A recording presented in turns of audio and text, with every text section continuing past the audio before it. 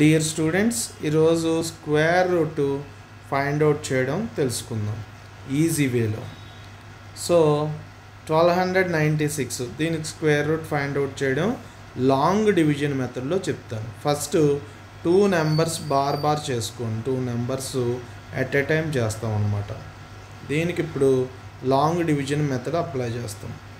So first 1తో multiply చేస్తే first 2 డిజిట్ని subtract చేయాలి. 1 1s are 1, అది 12 కన్నా చిన్నది.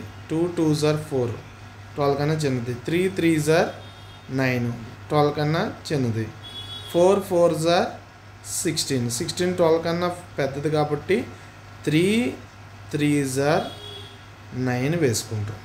9 వేసుకుని, ఎందుకంటే 4 4s are 16 అయిపోతుంది 12 కన్నా పెద్దది కాబట్టి సబ్ట్రాక్ట్ చేస్తాం. 3 3s are 9 వేసుకుని ఎంత అవుతుంది? 3 వస్తుంది. 12 నుంచి 9 తీస్తే 3. ఇప్పుడు ఈ 2 నెంబర్స్ని డౌన్ చేసుకుంటాం.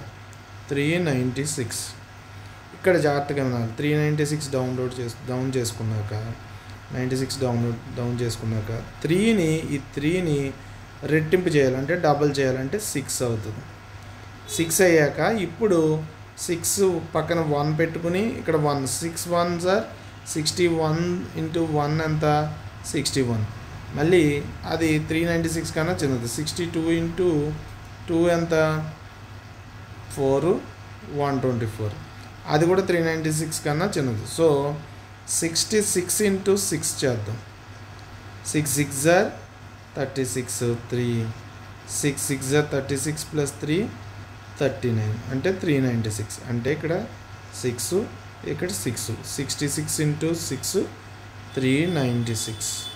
సో రిమైండర్ 0 వచ్చింది. సో స్క్వేర్ రూట్ ఆఫ్ 1296 ఇక్కడ ఎంత వచ్చింది? Is equal to 36. In the way మనం ఈజీగా స్క్వేర్ రూట్ ఫైండ్ అవుట్ చేయొచ్చు. Thank you.